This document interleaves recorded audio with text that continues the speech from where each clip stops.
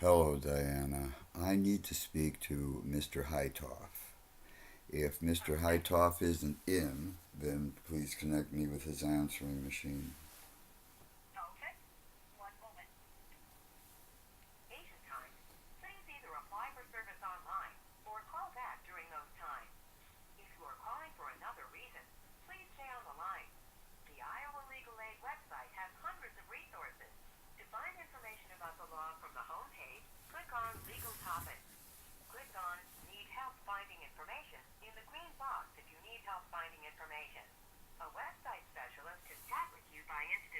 Well, how long does it take to connect somebody with somebody's answering machine?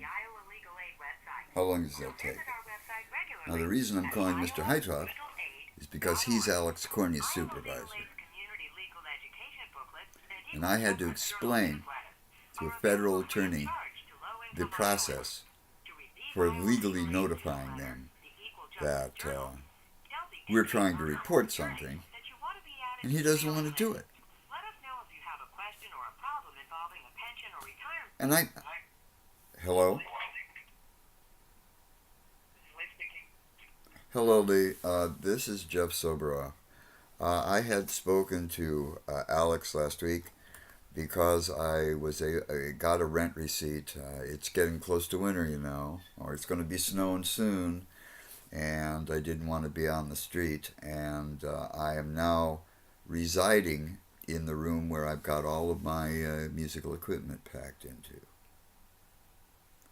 And it's really not like living anywhere, but this is costing me more than half of the money that I'm getting on my check.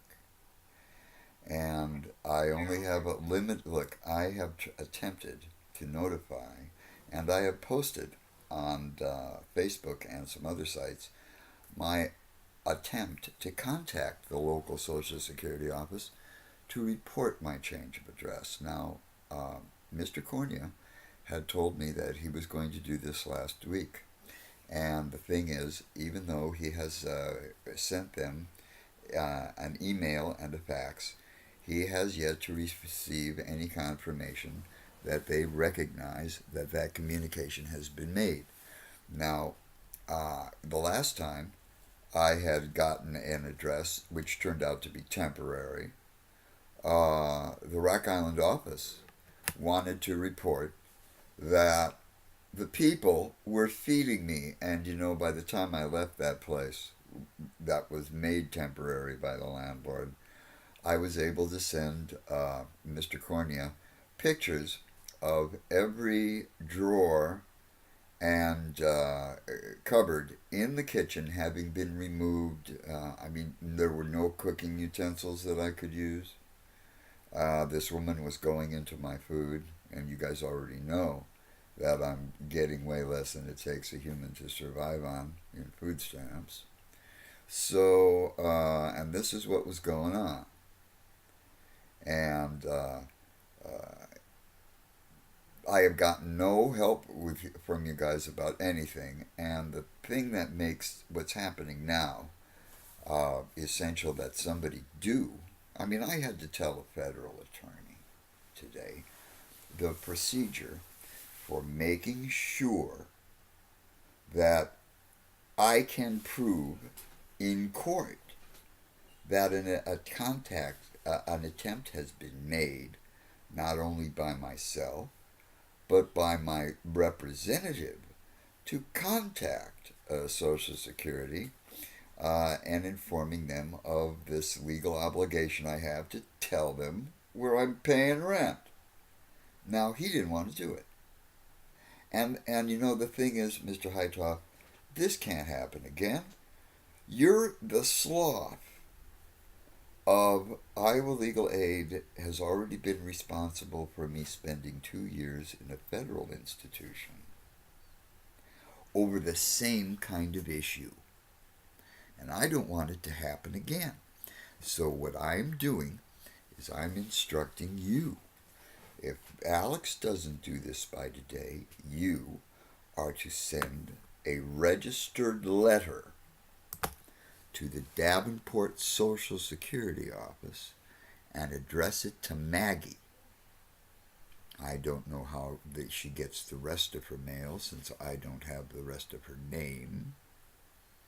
But you make sure that a piece of registered mail gets there no later than today. And that registered mail would say is going to have a copy of the rent receipt that I got to Mr. Kornya. Mr. Kornya knows what address that rent receipt applies to. I can prove that I made the payment because of the withdrawal from my bank. Mr. Smallwood admits he received the payment. I have paid rent. And I don't want to get any crap from the Justice Department about how nobody contacted them. Now, I've got a half-hour-long video on Facebook, Tumblr, and Skype about Social Security hanging up on me more than half a dozen times because they don't want to hear it from me. Apparently, they are indicating they don't want to recognize that they've heard it from you, since you cannot get confirmation from their office. So the way we will get confirmation is for you to send a registered, certified piece of mail to Maggie. I believe you guys have her last name. Okay? Yes, I will happily talk to Alex. Well, look, okay. You can talk to Alex all you want. You can talk to Alex all you want. But if I get charged with not reporting, that's your fault. That's your fault. In 1996, you should have represented me. People shouldn't have let Social Security remove all my administrative appeal rights and my ability to personally tell them when I've moved or if I farted that day. Whatever they want to know, I'm perfectly willing to tell them, so they won't let me. And apparently they're not going to let you. Now don't talk to Alex about it. Do it today. Do not fuck around with this, because I'll sue you guys. I'll sue you guys. I'm going to put this on YouTube now. This is my last effort to try to get my representative to contact Social Security in a timely manner. I believe I only have a month. Do you understand? I have a month from November 1st to get those bastards to realize that I have an address. And when I talk to the representatives from the Rock Island Social Security Office, your office is going to make it is necessary for your office to notify them that you guys are going to have to be in on that conference call, because I'm going to have to publish a videotape where I tell them that nobody's feeding me, because that happened the last time. I had to talk to the Rock Island office, and I talked to them in front of a witness, and I got a recording of that conversation on my phone. I was in a car, but my phone recorded it. And I told them that nobody was feeding me. And so they said that somebody was feeding me in an effort to either lower my benefit payment. Yeah, it was to lower my benefit payment. That's what they tried to do. So you guys will have to be in on that call. Sorry to cause you all the extra inconvenience, but you guys started this. I didn't even want to deal with Social Security in 1983. I wanted that dropped. I told Bob Heimer, no, we won't do this.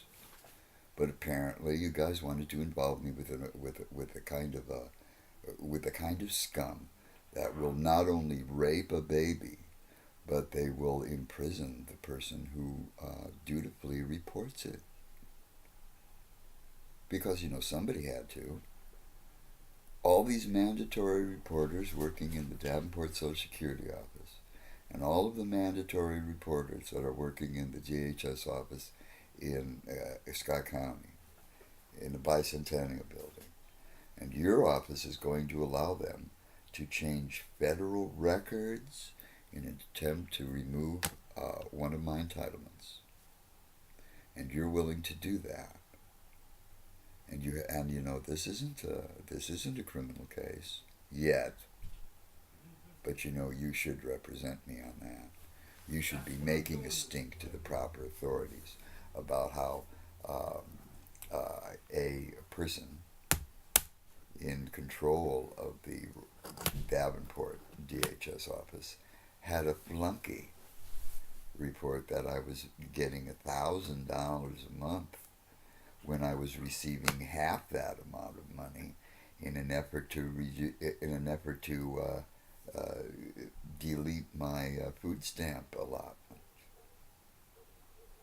And they did that for 9 months in a row. And you're a federal attorney, just like John Moeller is in Davenport. That's a federal offense. That's a federal offense for a state employee to make that kind of a log and purport it as the truth. It's a federal offense. It's a felony. You know it, and I know it. And you are willing to allow DHS to commit felonies against a person that you have sworn to represent. I don't like that.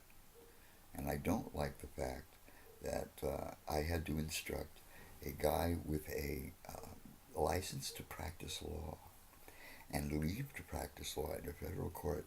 I had to instruct him what he had to do today to make sure that I can prove in court that I have tried to report this.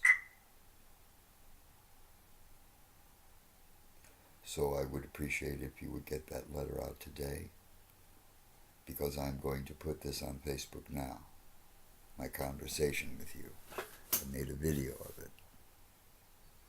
I'm going to put this on Facebook. Well, you're going to do more than talk. And I'm telling you that. Okay? You are going to do more than talk. You are going to comply with the law. And you are going to make it so that Social Security can't say nobody talked to us and nobody tried to contact us. And the only way to do that is in writing. The only way to do that is to pay for a certified letter to be sent registered mail. That's the only way to do it, son. That's the way an attorney does things. Happy trail.